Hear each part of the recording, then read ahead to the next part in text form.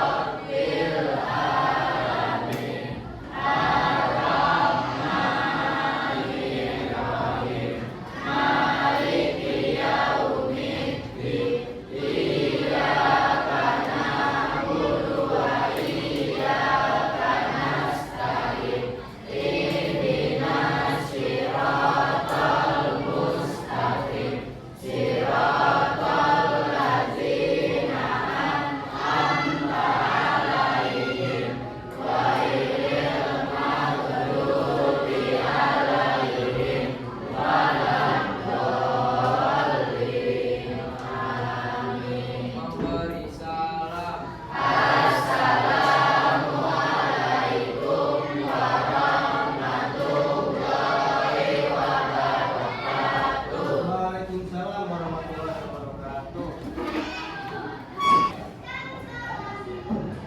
Dinda.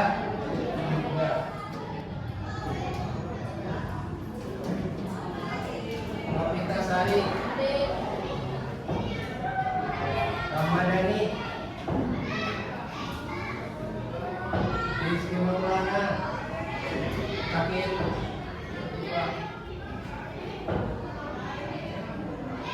Sifatul Rahmah. Baik, kita doakan yang sakit mudah-mudahan cepat sehat kembali seperti biasa dan bisa mengikuti pelajaran yang sedang kita pelajari. Baik, sebelum Bapak membuka materi untuk hari ini, Bapak pengen mengulas tentang pelajaran yang sudah, yaitu tentang sholat. Apa itu sholat? Sebelum Bapak masuk ke sini, ini adalah rukun Islam yang keberapa? Ya, yang kedua. Satu, dua, tiga, empat, lima. Nah, di dalam rukun Islam itu ada 5. 1 syahadat, 2 sholat. Syahadat sudah tidak usah dibahas tadi. Bukan tidak dibahas karena memang sudah. Tentang sholat kita akan bahas. Nah, sebelum kita melakukan sholat, berarti kita di dalam dulu waktu yang sudah dipelajari, yaitu tentang pelajaran yang sudah dipelajari tentang toharoh sebelum sholat. Apa itu toharoh? Bersuci. suci kalau kita mau sudah jelaskan itu sudah lewat. Nah, kita kembali kepada pelajaran yang akan kita bahas yaitu tentang sholat. Apa itu? Pengertian? Coba siapa yang mau baca? Coba baca. Pengertian dari sholat apa?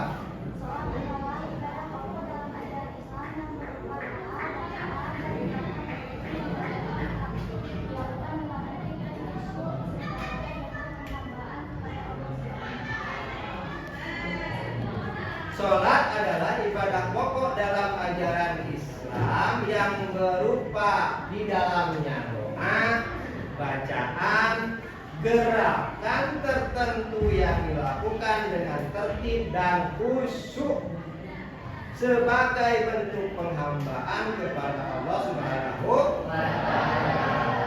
Dan tadi sudah dijelaskan bahwa sholat juga termasuk rukun Islam yang kedua, yaitu setelah salat ada definisi sholat. Baca. Iya. Sholat adalah ibadah yang dilakukan dengan serangkaian gerakan dan bacaan tertentu sebagai bentuk penghambaan kepada Allah. Sholat adalah cara untuk mendekatkan diri kepada Allah dan Nah, definisi sholat juga adalah ibadah yang dilakukan dengan serangkaian gerakan dan bacaan tertentu, hampir sama dengan tadi, sebagai bentuk penghambaan kepada Allah. Sholat adalah cara untuk mendekatkan diri kepada Allah dan mendapatkan ketenangan jiwa. Ternyata di dalam Islam itu, sholat itu adalah merupakan kewajiban. Sholat merupakan kewajiban. Salah satu rukun Islam yang wajib dilaksanakan oleh setiap muslim yang sudah. Kalian sudah balik tuh? Wih, sudah balik tuh? Itu berarti wajib untuk sholat.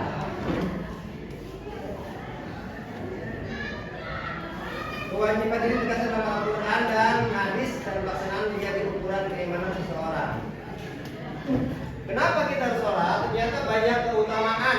Keutamaan sholat adalah memiliki berbagai keutamaan seperti sebagai sarana mendapatkan ampunan dari Allah, menumbuhkan rasa kesadaran spiritual dan memperkuat hubungan antar umat. Sholat juga memberikan ketenangan dan kedamaian jiwa serta dapat meningkatkan fokus dan disiplin dalam kehidupan sehari-hari. Ya, kita dengan sholat kita terbiasa disiplin. Ada waktu sholat zuhur, ada waktu sholat asar, ada waktu sholat maghrib, isya, serta subuh. Itu adalah sholat yang wajib. Jadi sholat itu ada waktunya, ditentukan waktunya. Nah, ini ada rukun dan tata cara sholat. Rukun dan tata cara sholat. Yang pertama adalah ini apa? Niat bagaimana? Kita mau niat sholat subuh.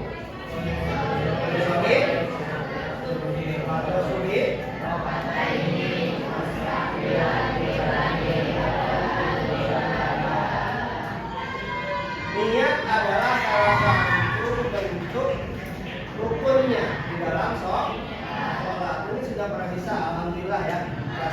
Ini diadakan sama materi tentang sholat bisa untuk membacakan niat tentang sholat wajib.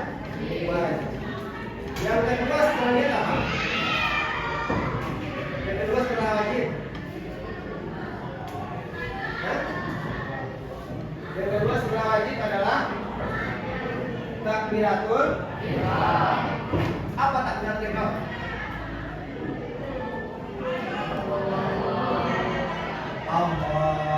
Usolli fardhu subhi rakaataini. Berarti ada makmumnya lah kita.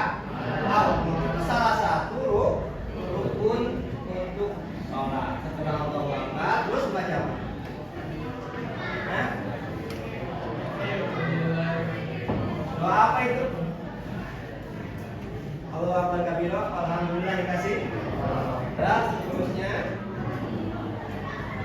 itu adalah sunnah. Bagus, nggak apa-apa dibaca.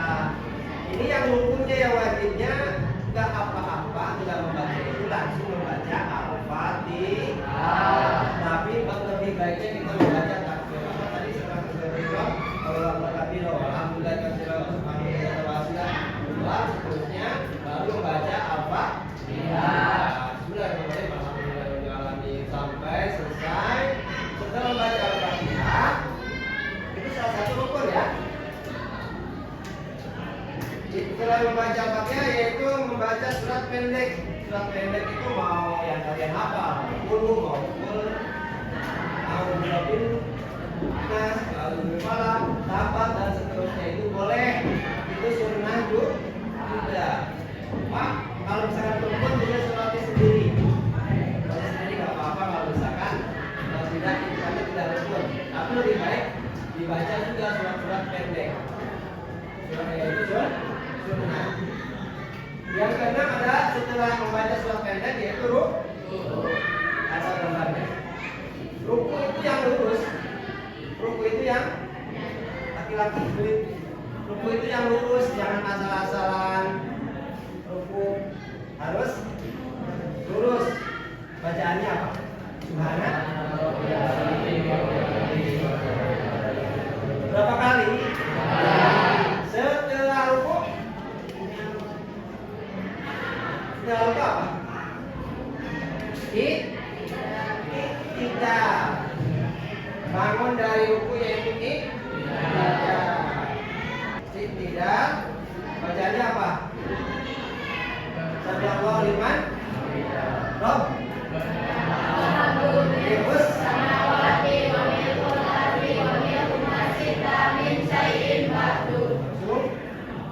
Akbar. Allahu Akbar.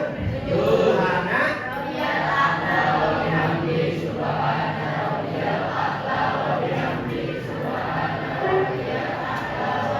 setelah sujud duduk di antara dua sujud yaitu membaca doa Rabbik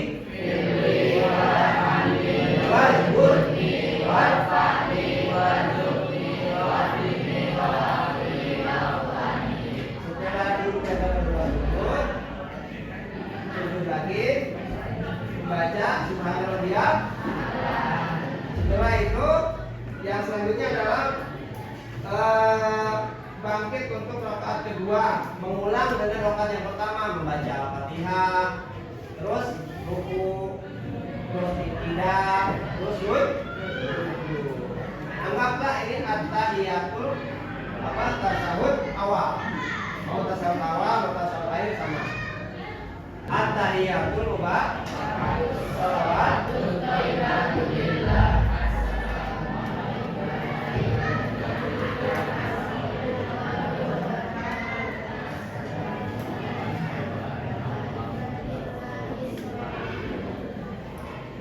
Selesai. Assalamualaikum warahmatullahi wabarakatuh. Lihat kanan dan lihat kiri. Itu salah satu rukun untuk sholat. Ternyata sholat itu ada berapa rukunnya?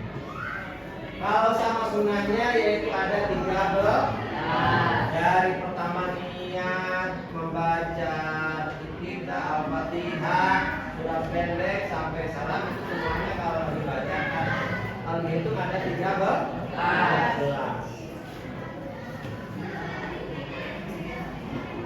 Rukun sholat adalah syarat-syarat yang harus dipenuhi agar sholatnya sah. Tadi seperti tadi. Pertama, niat, berdiri, membaca Al-Fatihah, rukun ketiga, sujud dan salam. Ini yang wajibnya aja. Kalau ini yang wajibnya saja. Kalau yang tadi yang 13 itu adalah termasuk sunnah.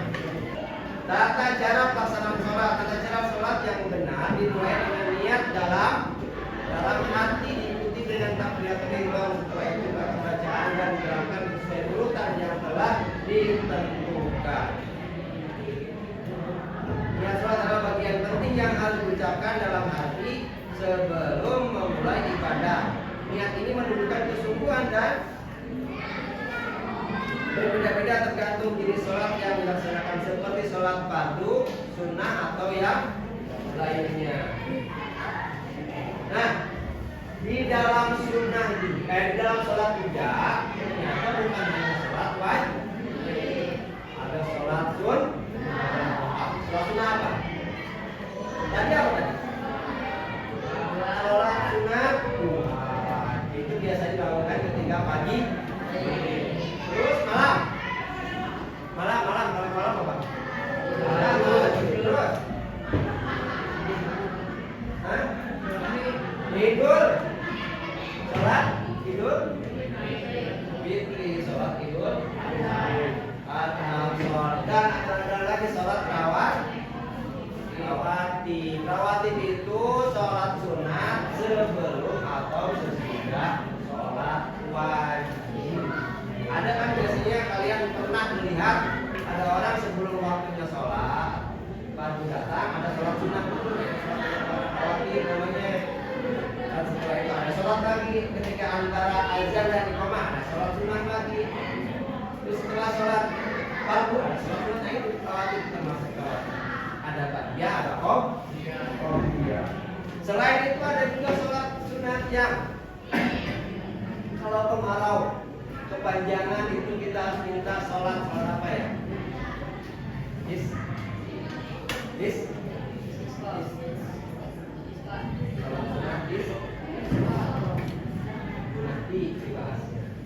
Baik, sampai di sini ada pertanyaan, silakan. Ada yang tanyakan? Silakan, ya.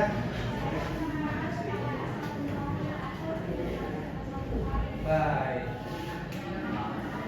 Apa itu yang dikatakan dengan sholat munfarid? Ada yang tahu? Ada yang tahu nggak sholat munfarid? Sholat munfarid ini biasanya dilakukan oleh perempuan di rumah. Kalau laki-laki mah berjamaah ya. Munfarid itu sholat sendirian. Ada yang tanyakan lagi, silakan. Ya.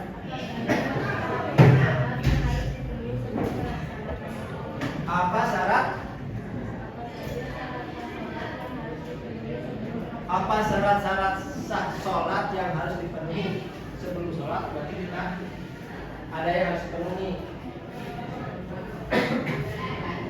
Pertama, kita harus bersuci. Sebelum bersuci kita harus beragama Islam dulu. Orang kafir nggak boleh, nggak sah untuk melaksanakan sholat. Karena pertama harus beragama Islam. Setelah beragama Islam adalah suci dari hadas kecil dan besar. Hadas kecil itu seperti buang air kecil, buang air besar. Itu kita harus membersihkan, bersih dari banyak juga. Hadas besar biasanya perempuan mandi wajib, harus bersih dari air. Itu harus bersih. Makanya ada perempuan gak wajib bahkan haram untuk mengerjakan sholat. Kita sedang dalam bulan. Yang selanjutnya adalah suci badan, pakaian dan tempat. Jadi sholat itu tidak boleh di mana saja. Sholat itu tidak boleh di kamar mandi. Iya kan? Kalau makan nggak boleh kan? Kalau makan boleh, sholat itu nggak boleh di kamar mandi. Harus suci pakaian, tempat, terus pakaian, tempat, cuci badannya, mandi dulu. Tadi kan disebutkan, cuci dari hadas besar dan cuci badannya, pakaiannya, tempatnya. Biasanya itu adanya di masjid. Jadi bukan hanya bersih, harus suci. Suci itu di atasnya bersih. Belum tentu bersih itu tidak ada hadisnya. Tapi kalau suci sudah bersih, sudah ada najis. Yang selanjutnya untuk syarat-syarat sholat yang selanjutnya adalah menutup aurat. Laki-laki dari mana? Perempuan sampai itu aurat ya. Tapi kalau misalkan kita sedang sholat mah masa sih harus menutupi ini aja, harus tetap sopan. Perempuan dari mana sampai mana? Seluruh tubuh kecuali muka dan yang selanjutnya sholat wajib itu harus ada waktunya. Waktunya sudah ditentu, sudah dijelaskan. Waktu asar jam berapa, waktu maghrib jam berapa. Misalkan kita waktu asar belum tiba, belum datang karena kita mau pergi, sholat asar dulu nggak boleh. Kecuali kita mau bepergian, mau musafir, mau kemana itu beda lagi. Nanti itu mau jalan-jalan, nah itu kalau jalan-jalan mah nggak masuk. Tapi kalau kita mau bepergian dengan hal-hal yang baik, itu boleh. Untuk nanti ada lagi tentang bab jamak sholat, boleh. Yang selanjutnya adalah menghadap nggak boleh ke sana, nggak boleh ke sana, nggak boleh ke sana. Itu menghadap kiblat. Pak, bagaimana kalau saya ada di dalam kendaraan? Kan kita nggak tahu kiblat di dalam kendaraan bagaimana. Boleh, ada yang mengatakan boleh kita menghadap kemana saja. Karena kendaraan kan, apalagi dalam di atas pesawat yang sedang melaksanakan haji umroh, itu boleh menghadap kemana saja. Ada ulama sebagai ulama mengatakan boleh kita menghadap, nggak usah menghadap ke kiblat. Kita langsung menghadap. Memang kita berangkat pergi haji atau umroh itu sedang menuju ke Mekah, berarti kan otomatis menghadap kiblat, Ka'bah. Sudah pasti menghadap Ka'bah. Nah, setelah itu ada lagi pertanyaan, silakan. Ya.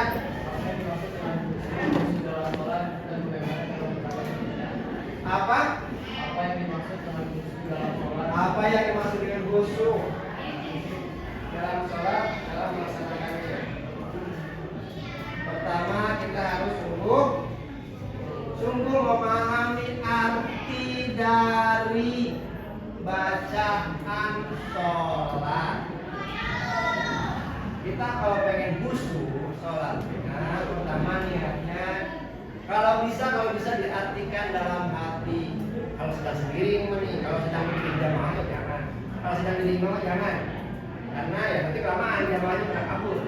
Kalau sedang sendiri, mengkali tadi, kalau bisa diartikan artinya kecuali dalam hati lah. Itu untuk supaya kita Yang kedua, menjaga khusyuan sejak wudu. Sejak kita bersuci atau wudu, kita sungguh. Yang selanjutnya adalah menenangkan hati dan pikiran sebelum sholat. Sebelum sholat kita tenangkan dulu. HP simpan dulu HP-nya kalau misalnya nyala dan seterusnya supaya tenang ketika selesai sholat HP-nya nyala terus ada yang telepon masuk itu jadi kita tenang. Matikan dulu HP-nya atau misalnya simpan dulu barang-barangnya dan seterusnya. Yang selanjutnya adalah menghindari gangguan atau kebisingan saat sholat. Menghindari tempat yang bising. Biasanya di sekolah ini alhamdulillah ada masjid tempatnya ramai, jadi kita susah untuk konsentrasi ataupun khusyuk sedang melaksanakan sholat. Tapi belajar dengan kebisingan tersebut, insya Allah kita akan terbiasa untuk belajar tenang. Baik, ada lagi? Cukup ya? Alhamdulillah. Baik, jadi kesimpulannya adalah sholat adalah ibadah fundamental dalam Islam yang mencakup pengertian, kewajiban, dan tata cara beribadah, memahami rukun dan keutamaan. Sholat akan membantu umat muslim dalam melaksanakan ibadah ini dengan benar dan memperoleh manfaat. Itu kesimpulannya. Jadi kita dengan belajar sholat itu sebetulnya dari kecil sudah sholat, bukan harus belajar sekarang sudah wajib. Karena tadi kalau semenjak kecil mungkin karena belajar, karena diharuskan, tapi karena begitu tidak wajib karena belum balik. Tapi kalau sekarang sudah balik, harusnya wajib belajar untuk sungguh-sungguh belajar dan belajar untuk mendisiplinkan waktu. Baik, itu saja materi hari ini sholat. Mudah-mudahan bermanfaat. Mohon maaf apabila ada kesalahan. Lain waktu kita sambung lagi di pertemuan berikutnya. Sekian tadi sudah disampaikan materi tentang sholat. Mohon maaf apabila ada kesalahan. Sekian. Assalamualaikum warahmatullahi wabarakatuh. Waalaikumsalam warahmatullahi wabarakatuh.